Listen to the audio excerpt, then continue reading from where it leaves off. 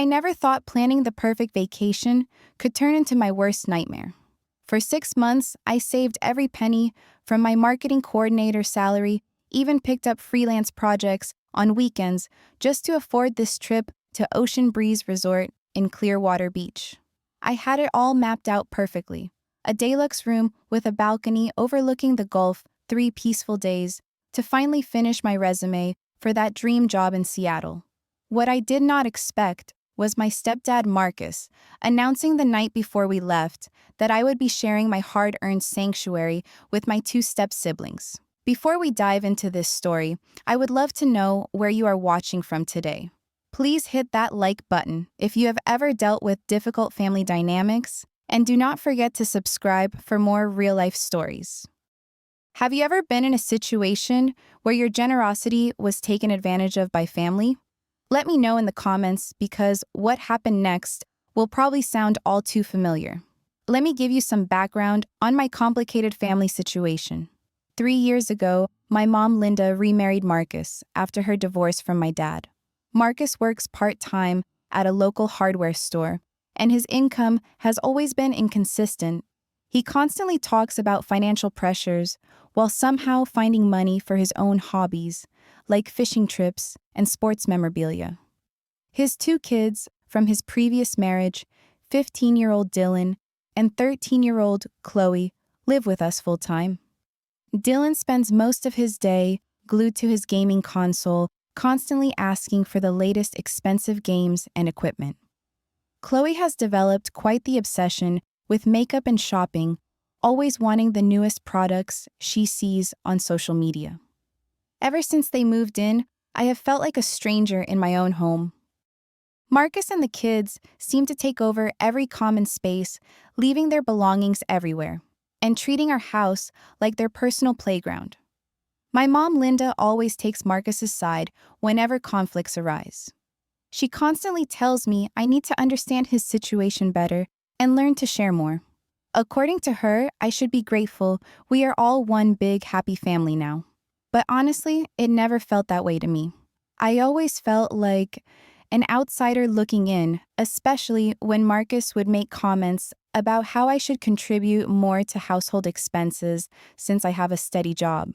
The irony was not lost on me that he expected financial help while simultaneously taking over the spaces I paid rent to enjoy. That is why this vacation meant so much to me. After working overtime at my marketing firm for 6 straight months, including weekends and late nights, I had finally saved up $2,300 for this trip. I even took on freelance graphic design projects during my lunch breaks to earn extra money. I cut back on everything. Packed lunches every day, canceled my gym membership, stopped buying coffee from my favorite cafe, even started walking to work instead of taking rideshares. Every single dollar was carefully planned and saved with this one goal in mind. I spent weeks researching Ocean Breeze Resort, reading reviews, comparing room options, and finally booking a deluxe suite with a balcony that faced directly toward the Gulf of Mexico. The pictures showed a peaceful sanctuary with a king-size bed marble bathroom with a soaking tub and a private balcony with 2 comfortable chairs where I could sit with my laptop and work on my resume. See, I had been interviewing for a senior marketing position with a firm in Seattle, and this trip was supposed to give me the quiet time I needed to perfect my application materials and prepare for the final phone interview. I decided to invite my family because despite everything, I wanted to create some positive memories before potentially moving across the country. I thought maybe this gesture would help bridge some of the gaps in our relationships. I even splurged on dining reservations and planned activities that everyone could enjoy together. Looking back now, I realized how naive I was to think things would go smoothly. The bomb dropped on Tuesday night exactly 18 hours before our departure. We were sitting around the dinner table, eating the spaghetti I had cooked, when Marcus suddenly cleared his throat and said, "We need to talk about the sleeping arrangements for tomorrow." My stomach immediately dropped because something in his tone told me I was not going to like what came next. He proceeded to explain that he had taken the liberty of rearranging our room assignments. According to his new plan, Dylan and Chloe would be staying with me in my carefully selected deluxe suite while he and my mom would take a separate room. I stared at him in complete disbelief. This was not what we had discussed when I invited them. I had specifically mentioned that I needed some quiet time to work on my job applications, and everyone had seemed to understand that. I reminded Marcus that I had paid for the entire trip, including all the rooms, and that I had chosen my specific accommodation for very particular reasons. His response was infuriating. He said that since we were all family, we needed to learn how to share, and that as the oldest sibling, I had a responsibility to look after Dylan and Chloe during the vacation. When I pointed out that they were teenagers, not toddlers, and could certainly stay with their own father, Marcus became defensive. He claimed that the kids needed supervision and that it would be selfish of me to expect them to stay cramped in a smaller room when I had booked such a spacious suite. The worst part was when my mom Linda jumped in to support him, telling me I was being immature and selfish.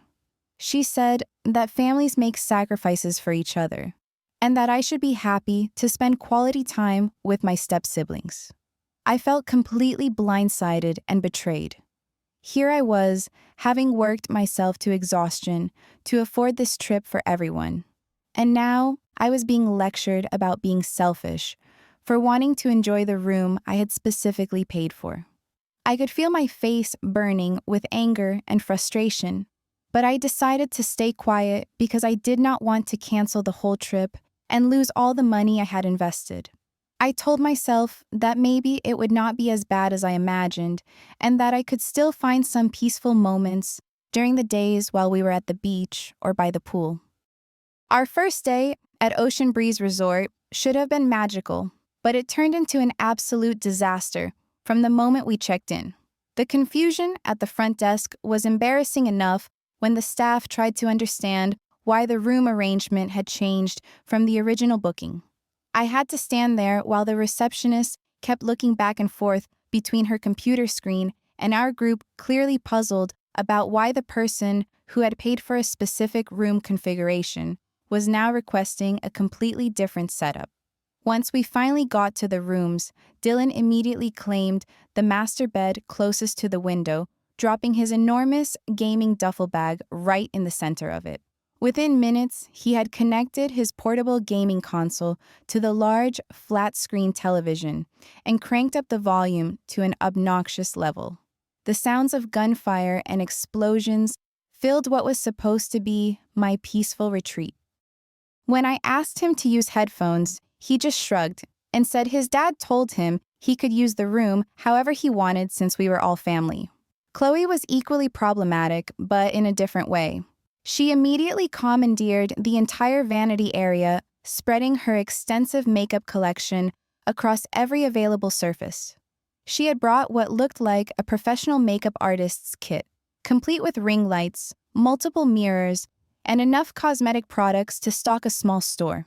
Her clothes were scattered across the second bed, the chairs, and even hanging from the bathroom door. Within 2 hours of arrival, my carefully planned sanctuary looked like a teenager's bedroom had exploded. Meanwhile, I was relegated to a small corner area with barely enough space to open my laptop. The pull-out couch they expected me to sleep on was uncomfortable and squeaky positioned right next to the main walkway where Dylan constantly passed back and forth to get snacks from his mini cooler. Any hope I had of working on my resume or preparing for my interview was completely destroyed by the constant noise and chaos. What made everything worse was discovering what Marcus and my mom were doing with their time. While I struggled to find even 5 minutes of peace, I spotted them heading to the resort's luxury spa, wearing plush robes and carrying expensive-looking spa bags. When I casually asked Marcus about it later, he smiled and told me he had booked a couple's massage and facial treatment as an anniversary surprise for my mom. He said they deserved some quality relaxation time since they worked so hard throughout the year. I was stunned. Here I was, having paid for everyone's vacation, and Marcus was spending additional money on luxury treatments for himself and my mom, while sticking me with babysitting duties I never agreed to. The irony was overwhelming. I had sacrificed months of my own comfort and pleasure to save money for this trip, only to end up with less relaxation than if I had just stayed home. The situation deteriorated even further when I overheard Marcus on a phone call while I was getting ice from the machine down the hall. He was talking to someone about the perfect timing of our vacation and mentioned something about the girl paid for everything, so we might as well enjoy it. The casual way he referred to me as the girl and talked about my financial contribution like it was just a convenient opportunity made my blood boil. When I returned to the room, I found that Dylan had invited some kid he met at the pool to come up and play video games. Apparently, this other teenager was also staying at the resort with his family, and the two of them had hit it off over their shared love of the same violent combat game. So now, my room had become an unofficial gaming lounge for multiple teenage boys, complete with energy drinks, loud commentary, and competitive shouting matches. Chloe had started live streaming a makeup tutorial from the vanity area, which attracted a group of other teenage girls she had met by the pool. My suite had essentially become a social media content creation studio, with ring lights, blinking cameras rolling, and a steady stream of adolescents coming and going. The noise level was absolutely unbearable, and I found myself hiding in the bathroom just to get a few minutes of quiet. That evening, when I approached Marcus about the situation, hoping he would understand that this was not what I had signed up for, he had the audacity to blame me for not managing the kids properly. He said that as the responsible adult, I should be setting better boundaries and keeping Dylan and Chloe under control. According to him, if I was having problems with their behavior, it was because I was not stepping up to my role as the big sister figure. I was speechless. Not only was I not getting the peaceful vacation I had paid for, but now I was being criticized for failing to control teenagers who were not even my responsibility. Meanwhile, Marcus and my mom continued to enjoy their romantic getaway on my dime, complete with spa treatments, fine dining, and private time that I was essentially subsidizing through my babysitting services. The third day of our vacation started with what should have been a peaceful morning, but it ended up revealing the most hurtful truth I could have imagined. I woke up exhausted after another sleepless night on the uncomfortable pull-out couch, listening to Dylan snore loudly and Chloe texting with friends until nearly 3 a.m. I decided to take a walk around the resort grounds to clear my head and maybe find a quiet spot where I could finally work on my resume. As I was coming back from the beach, I walked past the spa area where I noticed Marcus sitting on a private balcony talking on his phone. He was clearly relaxed, wearing one of those expensive resort robes with what looked like a mimosa in his hand. Something about his tone made me stop and listen, which I probably should not have done, but I am glad I did because it opened my eyes to the truth. Marcus was video chatting with someone who appeared to be his brother-in-law, Jake, based on the conversation. He was laughing and bragging about what he called his genius plan for getting a free luxury vacation. He told Jake that everything had worked out perfectly because his stepdaughter had paid for everything while he and Linda got to enjoy all the benefits without spending a single dollar of their own money. When Jake asked if Marcus felt any guilt about the arrangement, Marcus actually laughed and said, "Why should I feel guilty? She is living in our house, rent-free anyway." But the worst part came when Marcus started complaining about my attitude. He told Jake that I had been acting entitled throughout the trip and that I needed to learn my place in the family hierarchy. He said that inviting me along was actually doing me a favor because it gave me a chance to bond with my step-siblings and understand that being part of a blended family meant making sacrifices for the greater good. I was horrified to discover that this entire vacation had been planned as a way to exploit my financial generosity. Marcus had not spontaneously decided to rearrange the room assignments the night before we left. He had been plotting this from the very beginning, probably from the moment I first mentioned wanting to plan a family vacation. He had even done research on the resort I was considering making helpful suggestions about amenities and room options, all while planning to manipulate the situation to his advantage. Standing there listening to him describe me as a free resource rather than a family member was one of the most painful moments of my life. I realized that the past 3 years of trying to build a relationship with my stepfamily had been completely one-sided. While I had been making genuine efforts to include them and create positive family memories, they had been viewing me as nothing more than a convenient source of financial support. That evening, I decided I had to confront Marcus and my mom about what I had overheard. I waited until Dylan and Chloe were at the arcade so we could have a private conversation. I told Marcus exactly what I had heard and asked him to explain himself. Instead of showing any remorse or embarrassment, he actually doubled down on his position.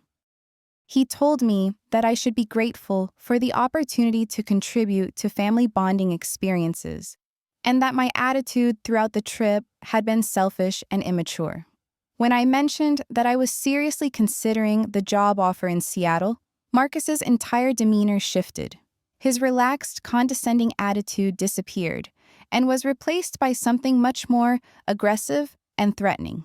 He told me that he already knew about my job interviews, which was shocking because I had not told anyone in my family about them yet. Then he made a threat that absolutely floored me. Marcus said that if I continued to be difficult about family arrangements, he would make sure that my potential employers in Seattle received negative references from a concerned family member. He claimed that he had connections in various industries and could easily reach out to hiring managers with concerns about my character and reliability.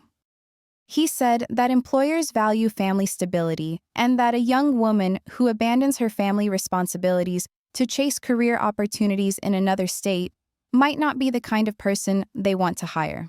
My mom, Linda, looked shocked by Marcus's threat, but she did not speak up to defend me. Instead, she tried to play peacekeeper, saying that Marcus was just stressed about the family dynamics, and that we should all try to find a compromise that worked for everyone. She suggested that maybe I was being a little too rigid about my expectations for the trip, and that I should appreciate the effort Marcus was making to include his children in family activities. The betrayal I felt in that moment was indescribable. Not only had Marcus been manipulating me financially, but now he was threatening to sabotage my career prospects if I did not continue to comply with his exploitation. Even worse, my own mother was more concerned about keeping her husband happy than protecting her daughter from his manipulative behavior. The final blow came when Dylan and Chloe returned from the arcade and walked into the middle of our tense conversation. Dylan immediately picked up on the conflict, and with a smirk that showed he had been privy to adult conversations he should not have heard, said, "Dad already told us you are basically just a free ATM anyway." Chloe chimed in with, "Mom always says you think you are better than the rest of us." In that moment, I realized that my entire family had been discussing me behind my back, painting me as some kind of spoiled princess who needed to be taken down a peg. The two teenagers I had been trying to build relationships with saw me as nothing more than a source of funding for their lifestyle. My own mother had been participating in conversations that portrayed me as arrogant and entitled for expecting basic respect and consideration. I spent that night lying on the uncomfortable pull-out couch, listening to Dylan snore and then Chloe giggle at her phone, knowing that I was completely alone in this situation. 3 years of trying to blend our families had resulted in nothing but exploitation and disrespect. I knew I had to do something drastic to change the dynamic, but I was not sure what that would look like yet. I woke up on the final morning of our vacation with a clarity I had not felt in years. The hurt and anger from the previous day had transformed into something much more powerful: determination. I was done being a victim of manipulation and financial exploitation. If Marcus wanted to play games with my generosity, I was going to show him that two people could play that game, but I was going to win. My first step was to gather evidence and understand my legal options. I called the resort's general manager and requested a private meeting to discuss the situation with my room booking and payment arrangements. I explained that I had paid for specific accommodations that were not being honored due to family pressure, and that I needed to understand what recourse I had as the paying guest. The general manager, a professional woman named Patricia, who immediately understood the complexity of my situation, was incredibly supportive. She reviewed my original booking confirmation payment records and the current room arrangement. She confirmed that as the person who had made and paid for the reservations, I had the right to determine how those accommodations were used.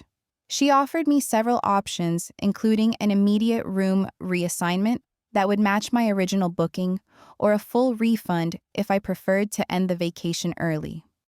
While I was meeting with Patricia, I also called my bank to review all the transactions related to the vacation. I wanted a complete paper trail showing exactly how much I had spent and what I had paid for. The numbers were sobering. Beyond the room costs, I had also covered meals, activities, and even some of the spa treatments that Marcus and my mom had enjoyed. My total investment in this family vacation was over $3,000 when everything was calculated. I also reached out to my friend Emma, back home, who had been my emotional support system throughout my complicated relationship with my stepfamily. Emma had always been honest with me about Marcus's manipulative behavior, and she had encouraged me to set firmer boundaries.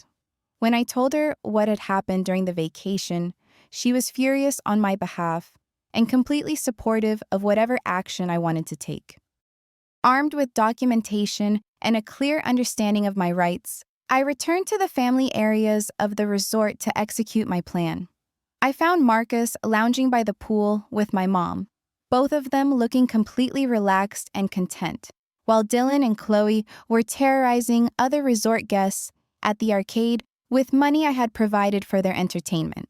I approached their poolside chairs with Patricia accompanying me, which immediately got Marcus's attention. I calmly explained that I had reviewed my booking arrangements with resort management and had decided to claim the accommodations that I had specifically paid for. I gave Marcus and my mom exactly 2 hours to pack their belongings and move to alternative accommodations, or they could check out entirely and find their own lodging. Marcus's reaction was exactly what I expected: immediate anger and indignation. He started making a scene, raising his voice and attracting attention from other resort guests. He accused me of being vindictive and selfish and threatened to make sure everyone knew how I was treating my family. But Patricia had already briefed resort security about the situation, and they were prepared to handle any disturbance Marcus might create. When Marcus realized that his intimidation tactics were not going to work, he tried a different approach. He attempted to negotiate, suggesting that we could work out a compromise that satisfied everyone. He offered to pay me back for some of the vacation costs, though notably not all of them, in exchange for maintaining the current room arrangement for the final night. I declined his offer firmly but politely. I had learned that giving Marcus any wiggle room or compromise just opened the door for future manipulation.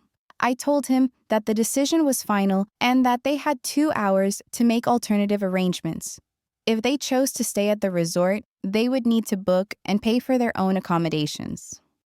The look of shock on my mom's face was painful to see, but I knew I could not let emotional manipulation deter me from protecting myself. She tried to appeal to my sense of family loyalty, reminding me of all the time she had supported me throughout my life. But I pointed out that true support would involve respecting my boundaries and defending me when her husband was treating me poorly, not enabling his exploitation. The aftermath was swift and satisfying in a way I had not expected. Marcus was forced to book a standard room using his own credit card, and the accommodations he could afford were significantly less luxurious than what he had been enjoying at my expense. Dylan and Chloe were clearly disappointed by the downgrade, especially since their new room did not have the gaming setup and space they had claimed in my original suite. For the remaining day and a half of vacation, I finally got to experience what I had paid for. I moved into a gorgeous suite that Patricia had upgraded as an apology for the inconvenience I had experienced.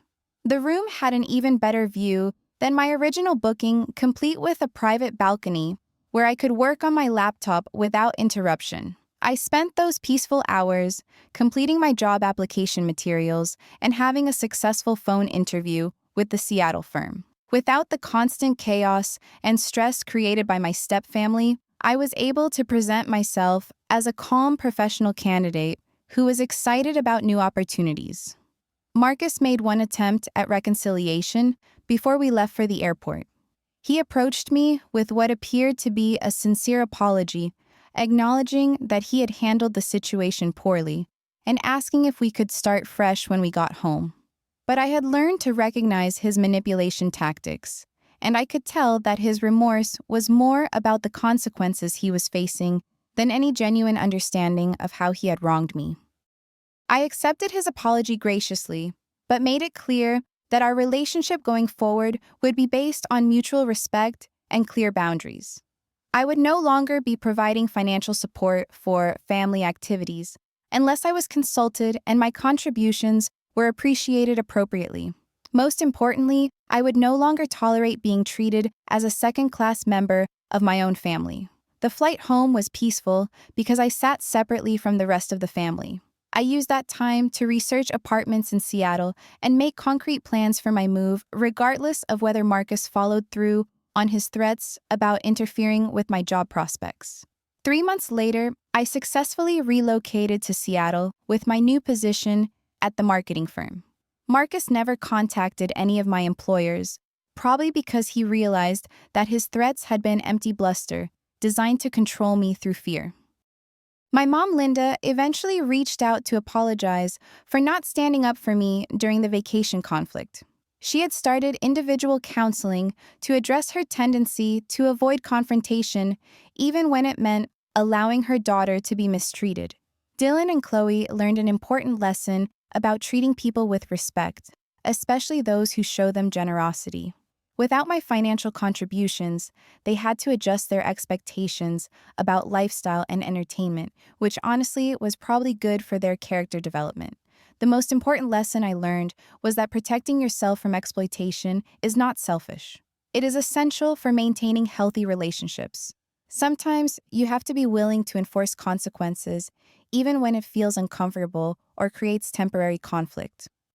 Setting boundaries with family members can be especially challenging because we want to believe that shared DNA or marriage certificates automatically create mutual respect and consideration.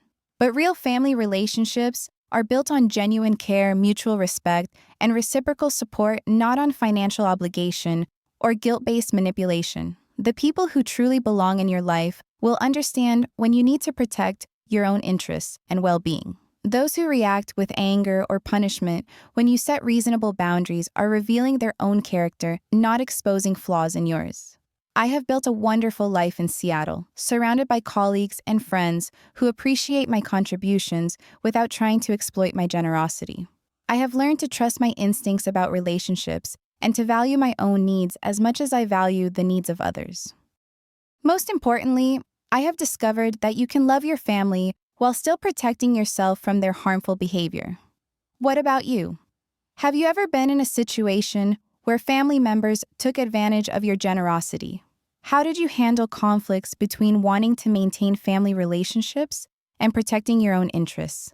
I would love to hear your experiences in the comments below. If this story resonated with you, please give it a like and subscribe for more real-life tales about navigating difficult family dynamics. Share this video with anyone who might need to hear that setting boundaries is not selfish. It is necessary for healthy relationships. Thank you for listening to my story, and remember that you deserve to be treated with respect by everyone in your life, including family members. May you find the courage to protect your own well-being while still keeping your heart open to genuine love and connection.